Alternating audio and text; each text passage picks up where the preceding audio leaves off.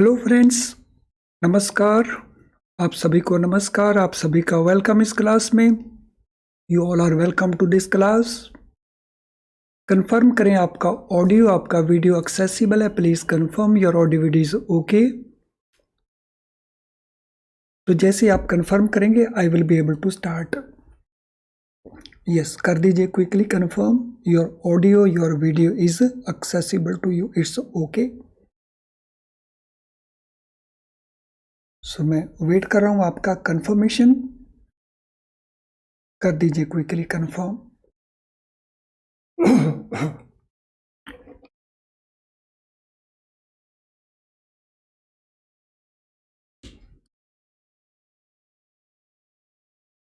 Yes, I wait for your confirmation that your audio, your video is okay. तो जैसे आप confirm करेंगे I will be able to start.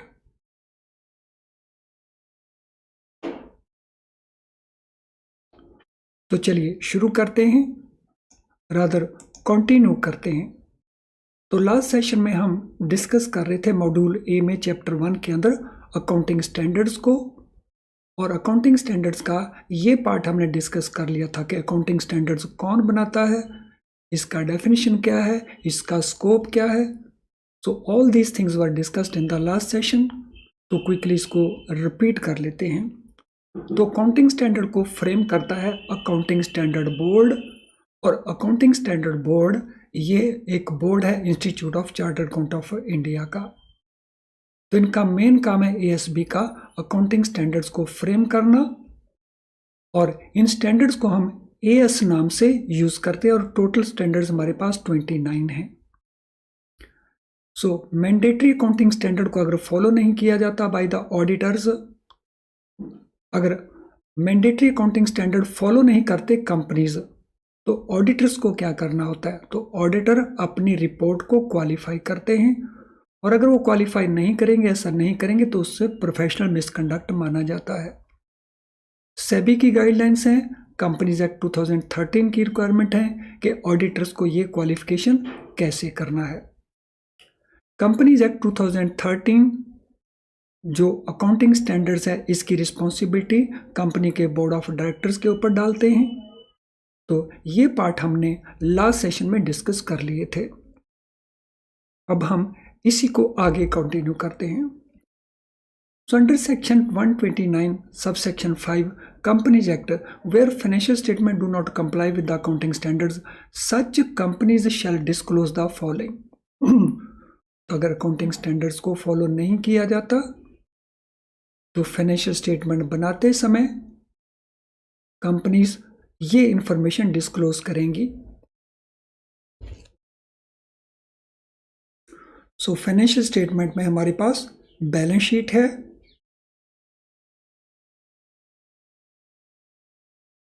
और balance sheet के साथ साथ प्रॉफिट एंड लॉस अकाउंट है। तो इनमें क्या क्या डिस्क्लोजर्स करनी होंगी? The deviation from the accounting standard. So accounting standard जिसको फॉलो नहीं किया, जिसमें कुछ वेरिएशंस हुई जिनको हम डेविएशंस कहते हैं, तो वो डेविएशन क्या किया गया, अकाउंटिंग स्टैंडर्ड क्या कहता है, कंपनी ने क्या किया, तो वो डेविएशन को एक्सप्लेन करना होगा कि वो डेविएशन एग्जैक्टली है क्या। So this is one disclosure. दूसरी डिस्क्लोजर है कि उस डेविएशन के पीछे रीजंस क्या हैं। So what are the reasons for that deviation, company को वो डेविएशन क्यों करनी पड़ी।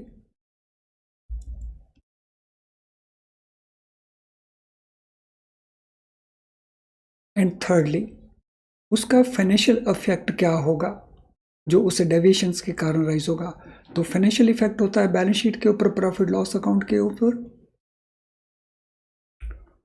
तो हो सकता है प्रॉफिट लॉस के ऊपर उसका इंपैक्ट हो, पॉजिटिव हो सकता है नेगेटिव, यानी हो सकता है प्रॉफिट जो है वो रिड्यूस कर जाए। और अगर प्रॉफिट रिड्यूस किया तो ऑटोमेटिकली बैलेंस शीट में जो कैपिटल दिखाया गया है या जो रिजर्व्स दिखाए गए हैं वो भी रिड्यूस हो जाएंगे। तो उसका फाइनेंशियल इफेक्ट क्या होगा ऑन द अकाउंट्स, वो भी साथ में बताना होगा। तो ये 3 इंपॉर्टेंट डिस्क्लोजर्स हैं जो उन कंपनीज को देनी होंगी जो कंपनीज स्टैंडर्ड को फॉलो नहीं करते। और ये रिक्वायरमेंट कहाँ पे है? Section 129 sub section 5 companies act 2013।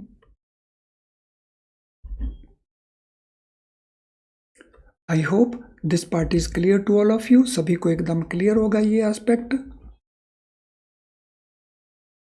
So there is a national advisory committee on accounting standard also, जो गवर्नमेंट की सेटअप कमेटी है, national advisory committee on accounting standards, NACAS।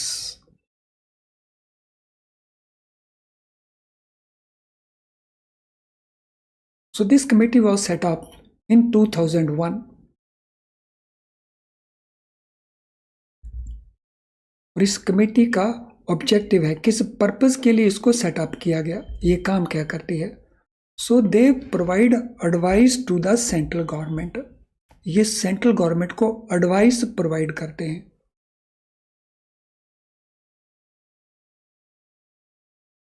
ये एडवाइस किस इशू के ऊपर है?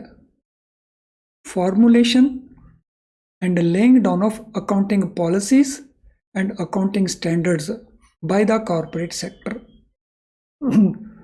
So corporate sector किन accounting policies को फॉलो करे और किन अकाउंटिंग स्टैंडर्ड्स को फॉलो करे, तो ये इसके बारे में सेंट्रल गवर्नमेंट को एडवाइस देते हैं। तो ये रोल है इस कमेटी का।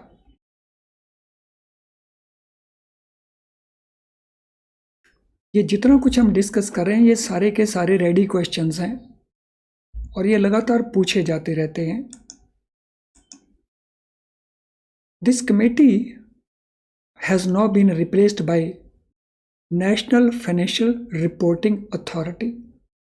तो अब इस NACAS को रिप्लेस कर दिया है NFRA ने, यानी जो फंक्शन ये कमेटी करती थी तो वो फंक्शन प्लस कुछ और functions, now these have been taken over by NFRA.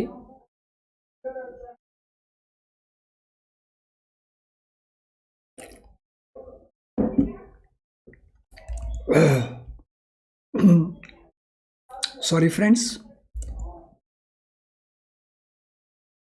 NFRA is a body constituted provisions of section 132 of Companies Act 2013.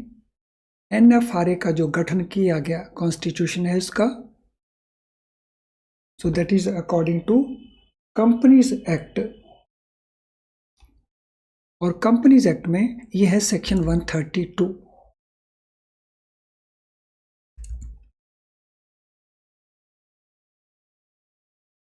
सो इस कमेटी ने या इस अथॉरिटी ने काम करना शुरू किया 1 अक्टूबर 2013 से।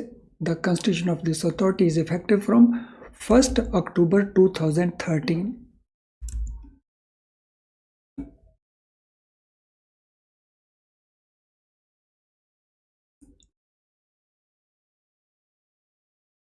तो ये एक एडवाइजरी बॉडी नहीं है, ये एक रेगुलेटरी बॉडी है, इंडिपेंडेंट है, सेपरेट है। It is a separate and independent regulatory body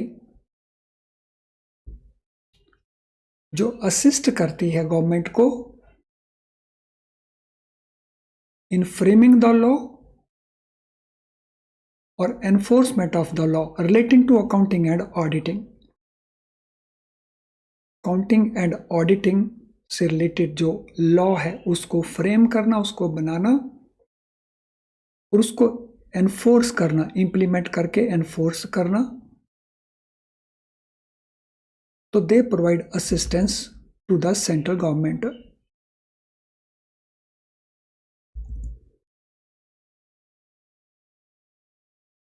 ICAI, Institute of Chartered Accountant of India, is now required to consult NFRA and examine its recommendations on accounting standards.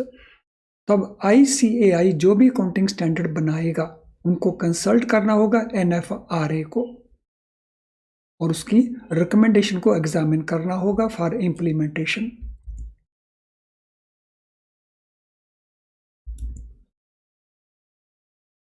तो जैसा हमने note किया था, ICAI उनका जो ASB है accounting standard board, वो frame करता है अकाउंटिंग स्टैंडर्ड्स को। प्रीवियसली किसी की सलाह की जरूरत नहीं थी, but now they will come to NFRA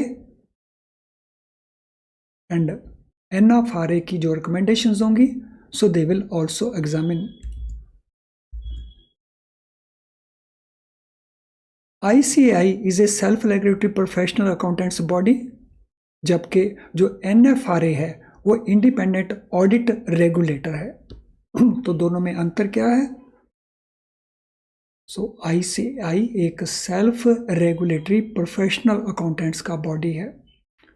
सो जो चार्टर्ड अकाउंटेंट्स हैं उनको मान्यता जो मिलती है वो ICAI देता है,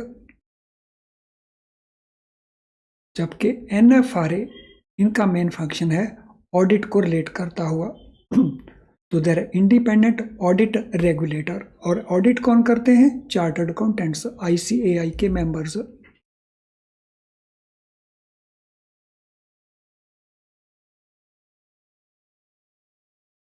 सो I hope everything is clear so far. यहाँ तक जो कुछ हमने डिस्कस किया वो आपको एक अच्छे से क्लियर है। आपको कोई क्वेश्चन नहीं पूछना है तो क्विकली टाइप कर देंगे NQ, नो क्वेश्चन, तो मुझे कंफर्मेशन मिल जाएगा आपका that everything is clear to you. So quickly कर दीजिए टाइप NQ, और सभी जितने स्टूडेंट्स हैं सारे के सारे टाइप कर देंगे। मैं वेट कर रहा हूं आपके कंफर्मेशन का। यस, कर दीजिए कंफर्म बाय टाइपिंग NQ।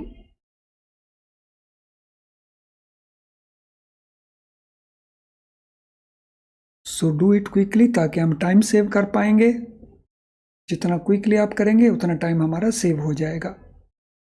और सभी कर देंगे, ऑल ऑफ यू कर दीजिए quickly.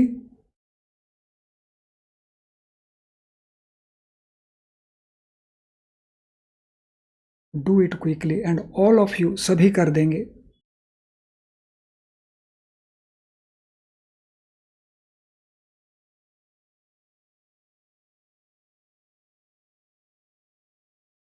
Yes, do it quickly. मैं वेट कर रहा हूं, जब तक आप नहीं करेंगे मुझे वेट करनी पड़ेगी आपके कंफर्मेशन की। अब हम बात आए हैं अकाउंटिंग स्टैंडर्ड्स के ऊपर। Let us now come to accounting standards. So कितने अकाउंटिंग स्टैंडर्ड्स आपको बताए गए थे जो ASB ने क्रिएट किए हैं और ICAI ने अप्रूव किए हैं? कितने अकाउंटिंग स्टैंडर्ड्स हमने नोट किए हैं? AS1, AS2 up to AS how much? तो आपको नोट करवाए थे कितने अकाउंटिंग स्टैंडर्ड्स अभी तक ICAI ने अप्रूव किए हुए हैं। सो हम बात करेंगे फर्स्ट अकाउंटिंग स्टैंडर्ड नंबर 1 की। अकाउंटिंग स्टैंडर्ड नंबर 1 किसके साथ रिलेट करता है? So it deals with disclosures in financial statements of significant accounting policies followed in preparation and presentation of such statements. So financial statement जो बनाए गए उनमें कौन सी significant accounting policy को follow किया गया, जब उनको प्रिपेयर किया गया, जब उनको प्रेजेंट किया गया। सो वो डिस्क्लोजर है इसके अंदर। So disclosure relating to what? In the financial statements. Financial statement के अंदर ये डिस्क्लोज करना होगा कि कौन सी सिग्निफिकेंट अकाउंटिंग पॉलिसी को फॉलो किया गया while preparing and presenting these accounts. तो 29th स्टैंडर्ड्स के अंदर हम पहले स्टैंडर्ड की बात कर रहे हैं राइट नाउ। ये डिस्क्लोज करना होगा फाइनेंशियल स्टेटमेंट्स के अंदर। Purpose of this standard is to promote a better understanding of the financial statement by such disclosure. अगर ये डिस्क्लोजर्स की जाएंगी तो इससे जो लोग इन फाइनेंशियल स्टेटमेंट में इंटरेस्टेड हैं उनकी अंडरस्टैंडिंग उससे बेटर बनेगी। तो purpose of the standard is to promote a better understanding of financial statements.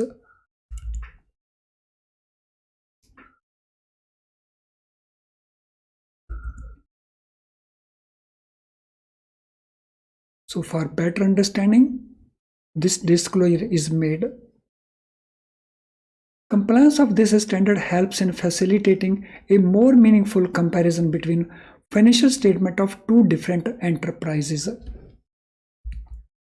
तो कंपनी ए कंपनी बी अगर एक ही इंडस्ट्री के अंदर काम करती हैं, तो अगर हमने इनकी वर्किंग को कंपेयर करना हो इन्वेस्ट करने के लिए या अदरवाइज, तो अगर इस अकाउंटिंग स्टैंडर्ड को फॉलो किया गया हो तो उससे हेल्प क्या मिलेगी, तो ज़्यादा मीनिंगफुल कंपैरिजन हम कर पाते हैं।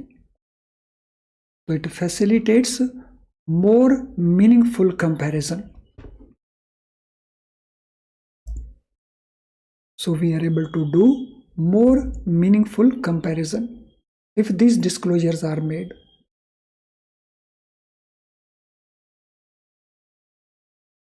In following areas, different accounting policy may be adopted by different enterprise. तो ये 10 एरियाज हैं जिसके अंदर अलग अलग कंपनीज अलग अलग स्टैंडर्ड्स को पॉलिसी को अडॉप्ट कर सकते हैं। तो वो कौन कौन से एरियाज हैं, इसको लेके बहुत क्वेश्चंस बार बार पूछे जा चुके हैं कि कौन कौन से एरियाज हैं जिसमें different companies different accounting policy को फॉलो कर सकते हैं। तो इसको ध्यान से नोट कर लेंगे ये एरियाज कौन कौन से हैं। सबसे पहले है गुडविल को कैसे ट्रीट किया गया। So treatment of goodwill.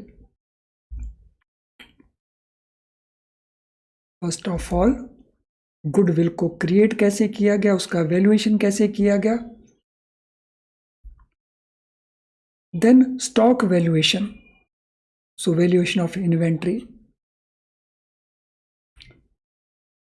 तो हर एक कंपनी की ये अपनी पॉलिसी हो सकती है।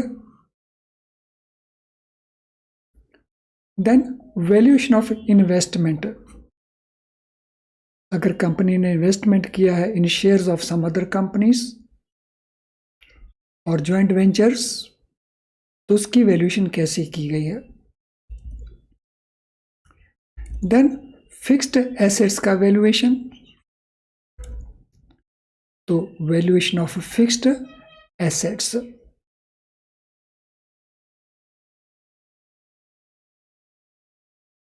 देन डेप्रिसिएशन का मेथड, सो डेप्रिसिएशन के मेथड में एसएलएम को चार्ज किया गया है या डब्ल्यूडीवी मेथड को चार्ज किया गया है।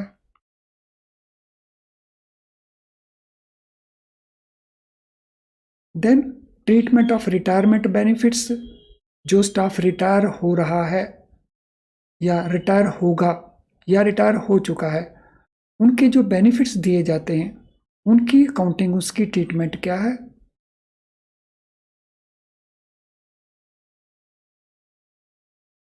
Then treatment of contingent liabilities, तो कंटिंजेंट लायबिलिटीज को कैसे ट्रीट किया गया है। सो कंटिंजेंट लायबिलिटीज क्या होती हैं, सो दे आर फाइनेंशियल ट्रांजैक्शंस विच मे और मे नॉट बिकम लायबिलिटी, उनको हम कहते हैं contingent liability. Financial transactions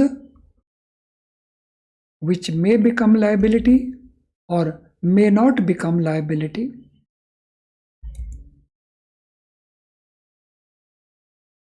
Then treatment of expenditure during construction period. So जब ऑपरेशन शुरू नहीं हुई तो उस समय एक्सपेंसेस इनकर करने पड़ते हैं, तो उस समय के एक्सपेंसेस को कैसे ट्रीट किया गया। So conversion of foreign currency items.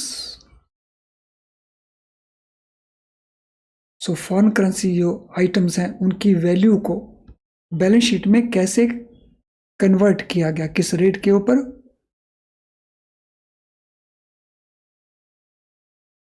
And last one is recognition of profit on long term contract. जो लॉन्ग टर्म कॉन्ट्रैक्ट हैं, जो बहुत देर के बाद जाके पूरे होते हैं, उनके ऊपर प्रॉफिट को कैसे बुक किया गया, रिकॉग्नाइज कैसे किया गया।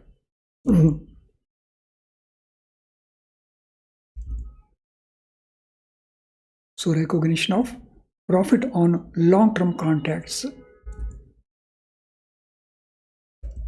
तो इन सभी एरियाज को लेकर के different companies different accounting policy adopt कर सकते हैं।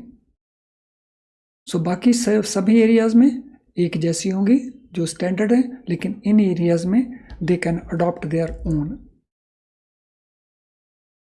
आई hope everything is clear so far. यहां तक हर चीज बहुत अच्छे से क्लियर है। तो एक तो जिनका लाइक डिसलाइक बचा हुआ वो लाइक डिसलाइक को कंप्लीट कर देंगे। तो बहुत सारे स्टूडेंट्स हैं जिनका लाइक डिसलाइक अभी तक कंप्लीट नहीं हुआ। और एक हम आपको क्लैरिफिकेशन देना चाहेंगे, if live class enough to pass the exam, क्या लाइव क्लास एग्जाम को पास करने के लिए काफ़ी है?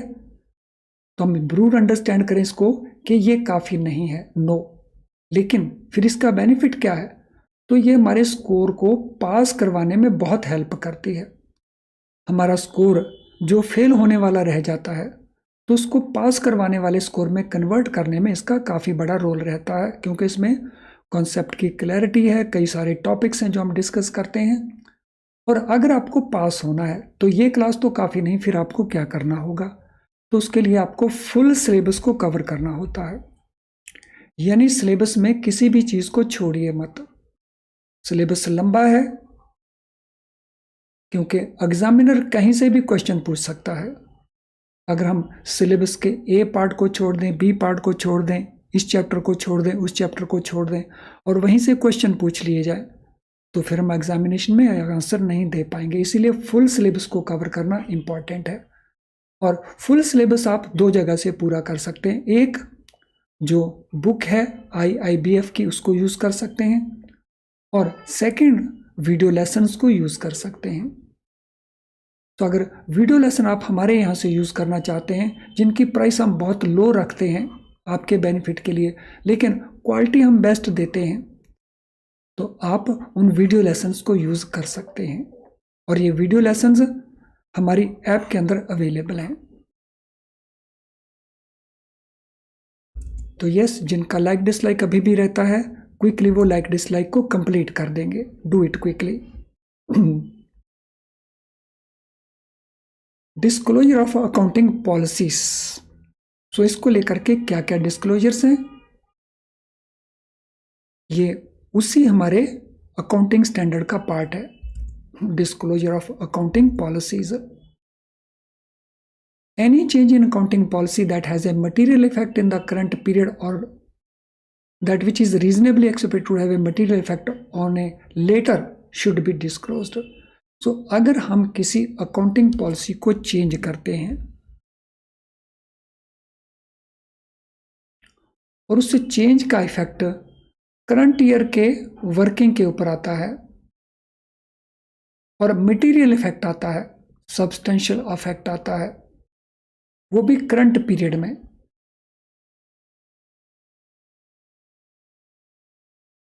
या ऐसा लगता है कि वो फ्यूचर पीरियड में भी अफेक्ट करेगा, तो उसको डिस्क्लोज करना मैंडेटरी रिक्वायरमेंट रहेगी।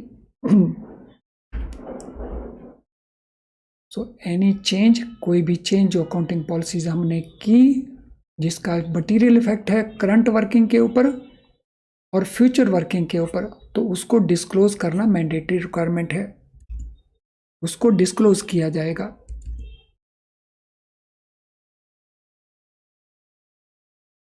इफ फंडामेंटल अकाउंटिंग एजम्पशंस जैसे गोइंग कंसर्न है, कंसिस्टेंसी कंसेप्ट है, अक्रूवल कंसेप्ट है, are followed in financial statement, specific disclosures are not required. तो अगर ये फंडामेंटल एजम्पशंस होते हैं अकाउंटिंग के अंदर, गोइंग कंसर्न का कॉन्सेप्ट है जिसको आगे जाके हम डिस्कस करने वाले हैं, कंसिस्टेंसी का कंसेप्ट है, अक्रूवल का कंसेप्ट है, अगर इन तीनों को फॉलो किया जाए तो ये डिस्क्लोजर की जरूरत नहीं है। लेकिन अगर इनको फॉलो नहीं किया गया एजम्पशंस को, तो फिर डिस्क्लोजर मैंडेटरी है। So fundamental accounting assumptions like a going concern, then consistency and accrual. अगर इन रूल्स को, इन प्रिंसिपल्स को फॉलो किया गया, डिस्क्लोजर्स आर नॉट रिक्वायर्ड, तो इन डिस्क्लोजर्स की रिक्वायरमेंट नहीं है। और अगर इनको फॉलो नहीं किया है तो फिर इन डिस्क्लोजर्स की जरूरत है।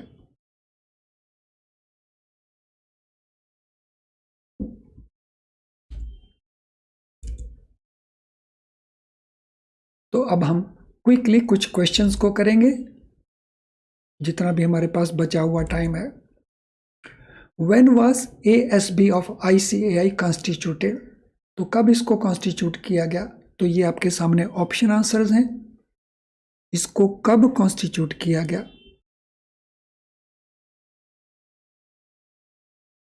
Question number 1, what will be the answer?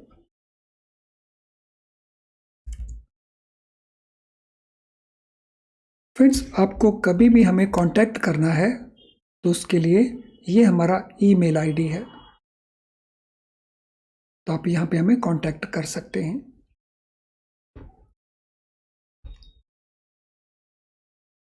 तो ये बना था 21 अप्रैल 1977 को, तो answer A is the right answer here. Question number 2, what is main function of ASB of ICAI? Accounting standard board का मेन फंक्शन क्या है? What is main function of ASB? Conduct audit, formulate accounting standards, investigate cases of professional misconduct, provide legal advice to companies। तो क्या function है ASB का? Sorry. Question number 2, so what will be answer to question number 2? तो इसका काम है accounting standards को formulate करना, तो answer B is the right answer. Question number 3, how many accounting standards are known as AS standards? कितने accounting standards हैं जिनको हम AS स्टैंडर्ड्स कहते हैं? 29, 34, 27 या 32? कितने अकाउंटिंग स्टैंडर्ड्स हैं? तो अभी थोड़ी देर पहले भी इस क्वेश्चन को पूछा गया था। So there are 29 accounting standards जो ICAI ने अप्रूव किए। What happens if a mandatory accounting standard is not followed by a company? अगर कोई कंपनी मैंडेटरी अकाउंटिंग स्टैंडर्ड को फॉलो नहीं करती तो what happens? Company will be fined by SEBI, auditors will be removed from their position, auditors will qualify their audit report, company will be exempt from financial reporting। तो उसका effect क्या होगा अगर mandatory accounting standard को follow नहीं किया जाए तो? Question number 4,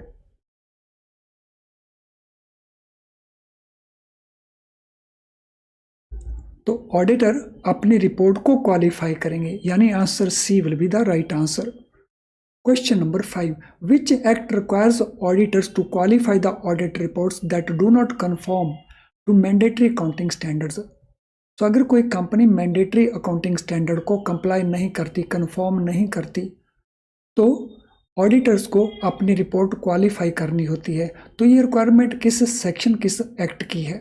companies act 1956, companies act 2013, income tax act 1961 या SEBI act 1972? Question number 5,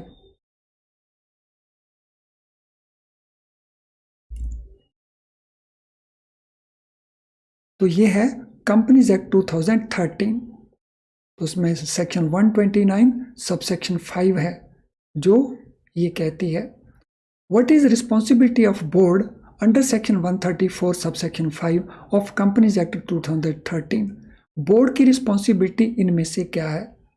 formulate accounting standards, comply with mandatory accounting standards, investigate cases of professional misconduct और प्रोवाइड लीगल एडवाइस।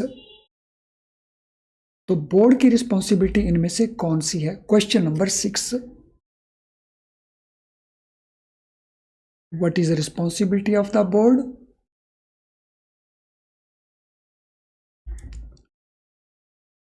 सो board की responsibility है mandatory counting standard को comply करना, यानी answer B is the right answer. चलिए friends, इस discussion को हम कंटिन्यू करेंगे नेक्स्ट लेसन्स के अंदर भी। आज की क्लास को अब हम वाइंड अप करते हैं। तो एक बार फिर से मैं बता रहा हूँ, आपका किसी तरह का कांटेक्ट हमें करना हो और any issue other than the current lesson, तो आप इस ईमेल आईडी के ऊपर हमें कांटेक्ट कर सकते हैं। और आप कुछ पूछना चाहते हैं रिगार्डिंग दिस लेसन, तो आप कमेंट बॉक्स में अपने कमेंट्स को टाइप कर देना, तो आपके क्वेश्चन का आंसर आपको प्रोवाइड कर दिया जाएगा। चलिए अब मैं वाइंड अप करता हूं इस सेशन को। Thank you friends, all the best.